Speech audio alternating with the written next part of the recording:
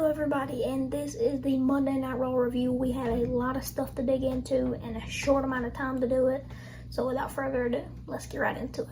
We kicked off the show with Bianca Belair, Io Sky, and Rhea Ripley coming out, and Adam Pearce said he had an announcement for those three women, and we know it turned out to be the announcement of the triple threat match at WrestleMania with Rhea Ripley, Io Sky, and Bianca Belair all facing each other at WrestleMania for the Women's World Championship.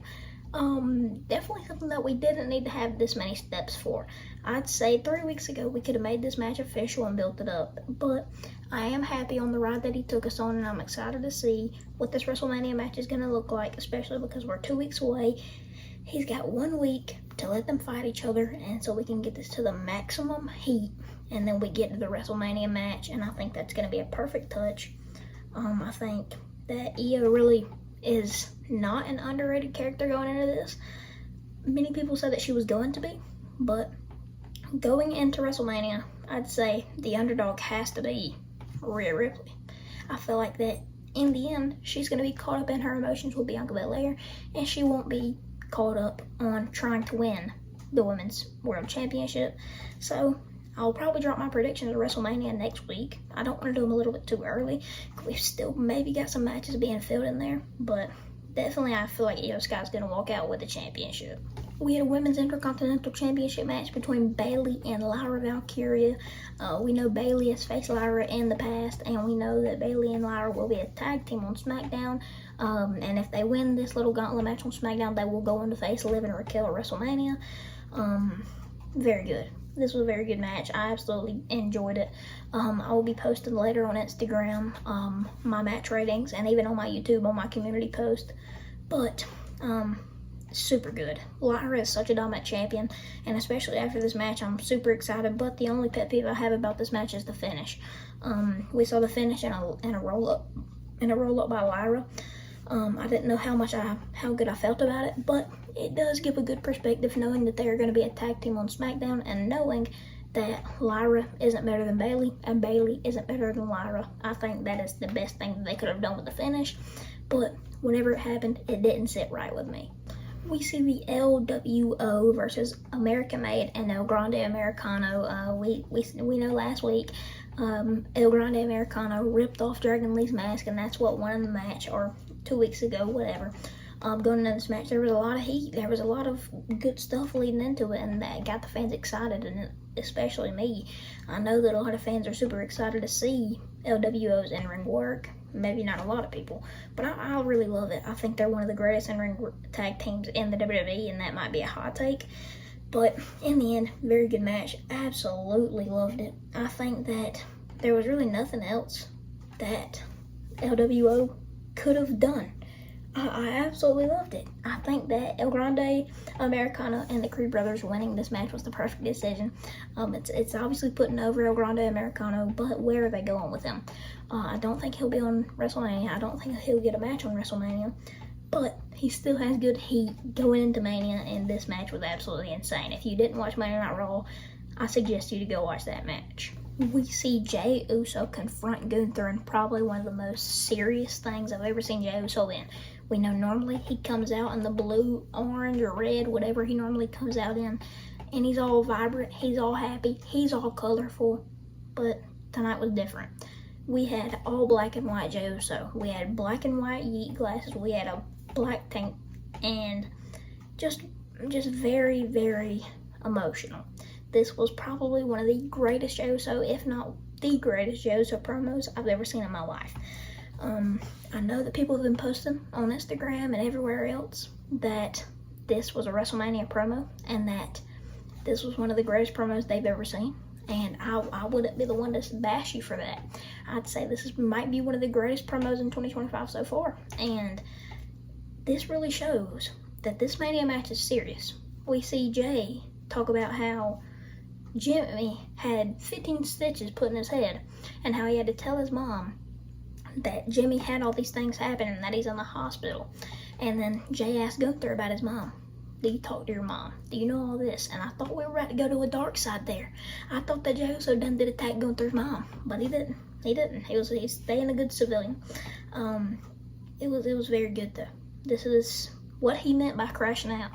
I thought for sure the first thing he was going to do was hit Gunther, but he didn't. He didn't hit Gunther this whole time. But he admitted that the reason that he didn't come out here and that he didn't show the aggression that he did at the start of this little rivalry is because he was scared of Gunther. He was afraid of Gunther. But to end the promo off, Jay says, I'm not afraid of you now. And that's the biggest part of this promo, because now we know Jay isn't scared of Gunther. Jay doesn't care what Gunther thinks. Jay is just all gas, no brakes, okay? And this makes this WrestleMania match 10 times more heated. Even though Jimmy probably 9 times out of 10 isn't going to be involved in this Mania match no longer unless he gets out of the hospital. I don't know if that's real or not. I know people on Instagram were bashing me because I said that the Tiffany and Charlotte feud, or the Tiffany and Charlotte promo was not scripted and they went off script. Somebody said that it's wrestling. This is not the UFC, blah, blah, blah. Come on. Tell me you don't watch wrestling without telling me you don't watch wrestling.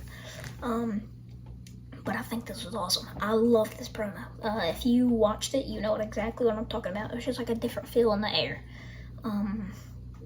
As this little report says here, there was no laughing, no yeeing, and no bright merchandise when Jay so slowly and seriously made his way through the crowd.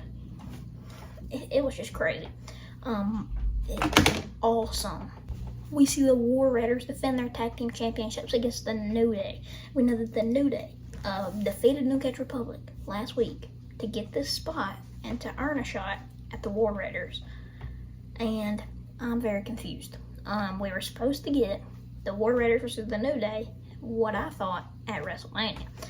We know the whole reason why the New Day faced New Catch Republic is to go to WrestleMania, and now they just get a random spot on a Raw card. And it wasn't even in the main event. I don't think this match deserved the main event, knowing that what we had in the main event was much better.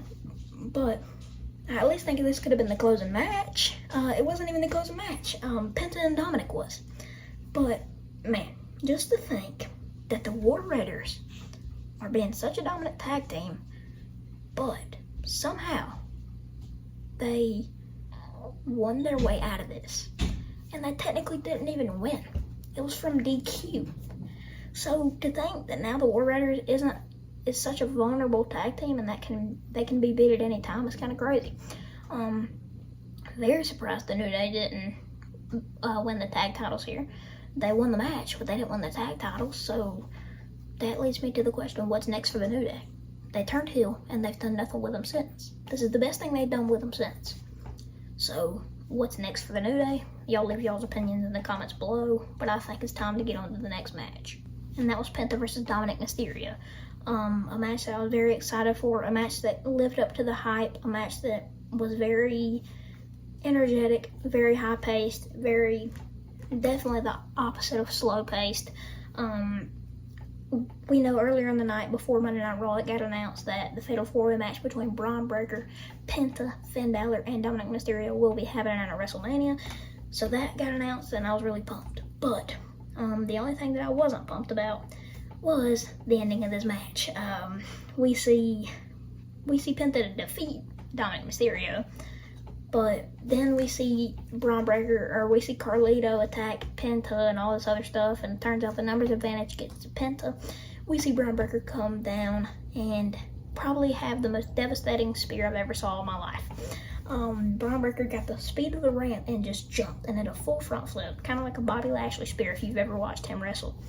But yeah, very good spear, very good match, very energetic, very awesome. Anytime Penta and Dominic get in the same ring together, it's just going to be an awesome finish. And I really thought Dominic was going to win there for a minute, but he ended up did not. And I have a feeling, going to go ahead and lay it down now, Dominic's winning at WrestleMania. If you hate it or not, in my opinion, I feel like Penta should win it over Dominic, but either one of those two I would be completely fine for, and even Finn Balor. Any of these I can see walking out of WrestleMania with the title, but if I had to pick one, I'd definitely go with Dominic. And in the main event, we see Seth Rollins confront Paul Heyman. I'm just going to read what it says right here. Rollins continued to attempt to get his peers to see things his way, trying to manipulate Paul Heyman into removing himself from the scenario at WrestleMania by letting him, CM Punk, and Roman Reigns do their business in Las Vegas, which did not work in the end. We know that eventually Seth Rollins put his hands on Paul Heyman and pressed him into the corner, and that's whenever CM Punk came out. And Rollins said earlier in the promo, there's nobody here to save you. Roman isn't here, Punk isn't here. Turns out that was a complete lie. Punk came out, helped Rollins, and in the end we saw no Roman Reigns, but the ending is very shocking as Rollins hits CM Punk with the curb stomp, and Paul Heyman goes to check on CM Punk. Rollins spares Paul Heyman. The rumors have been circulating around. Paul Heyman is going to leave with Seth Rollins. That's what's been going around. That's the rumor around town right now. And I'm sorry to say this, but it's happening. We're seeing Authority Seth Rollins come back. We're seeing maybe if Rollins can stay healthy during this run with Paul Heyman, we might see one of the greatest wise man and wrestler duo ever. And that is coming from somebody that is one of the biggest Roman Reigns fans in the world. I still think there is nobody that can top Roman and Paul's run together. But Rollins has the potential to beat everybody's wise man and superstar reign. It's just something that is 100% capable of happening, and especially with Seth Rollins being the superstar that he is, being the man that he is, being one of the greatest in-ring talents of this generation. And I think that if WWE gives him the chance, he can go and win a world title. He can hold it the same years as Roman Reigns, probably not as more. I don't think that record's ever been broken. But still, this is a very good promo. Very good promo, very good ending, very good everything. I think this is the one time that I can trust Adam Pearce with all my life to give us a good WrestleMania. But that is it for the Raw review. We had a very interesting Raw. A lot of stuff to get into. More videos coming throughout the week about this Monday Night Raw because it was crazy. But with that being said, I'll see y'all boys in the next one. Deuces, ooses.